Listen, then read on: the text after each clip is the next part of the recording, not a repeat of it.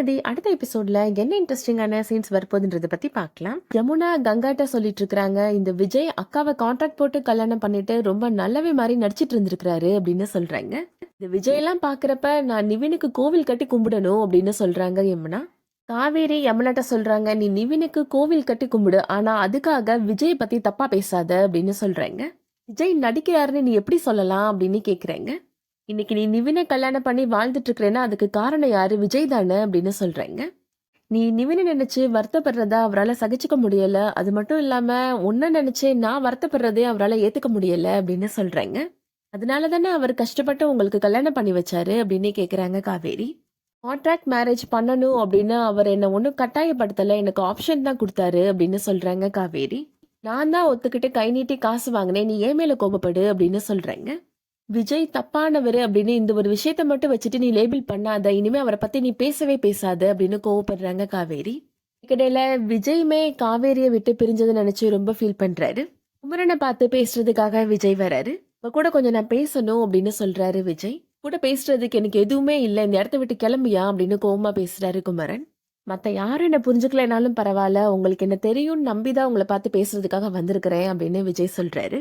நீங்க எல்லாரும் எங்க இருக்கிறீங்க அப்படின்னு கேக்குறாரு விஜய். அதெல்லாம் உங்களுக்கு எதுக்கு அப்படின்னு கேக்குறாரு குமரன்.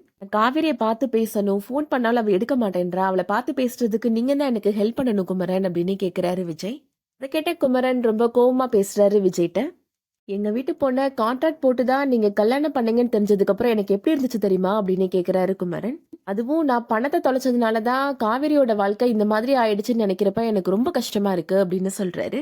என்னால என்னோட மாமா பொண்ணுக்கு இப்படி ஒரு அசிங்கம் நடந்துருச்சு அப்படின்னு தெரிஞ்சதுக்கு அப்புறம் எனக்கு ரொம்ப அவமானமா இருக்கு அப்படின்னு சொல்றாரு குமரன்.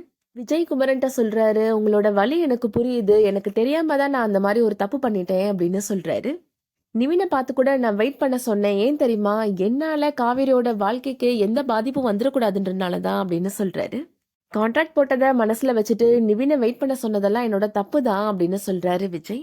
ஆனா போக போக நான் காவேரிய ரொம்ப சின்சியரா லவ் பண்ண ஆரம்பிச்சிட்டேன் குமரன் அப்படின்னு சொல்றாரு விஜய். விஜய் சொல்ல வரத குமரன் புரிஞ்சுப்பாரா, குமரன் விஜயும் காவேரியும் சேர்த்து வைப்பாரா, வெயிட் பண்ணி பார்க்கலாம். இதுக்கிடையில நிவினும் காவேரியும் பேசிட்டு இருக்கிறத யமுனா பாக்குறாங்க. என்னதான் நிவின் காவேரி மேல நம்பிக்கை இருந்தாலும் அவங்க ரெண்டு பேருமே எக்ஸ் லவர்ஸ் அப்படின்றது இப்போ யமுனாவோட மனசுல ஒரு உறுத்தலாவே இருக்கு. இதை வச்சு ஏதாவது பிரச்சனைகள் வரப்போகுதா, வெயிட் பண்ணி பார்க்கலாம். இந்த வீடியோ பிடிச்சிருந்துச்சுன்னா லைக் பண்ணிக்கோங்க. சீரியல் அப்டேட்ஸ்க்கு நம்ம சேனலை சப்ஸ்கிரைப் பண்ணிக்கோங்க.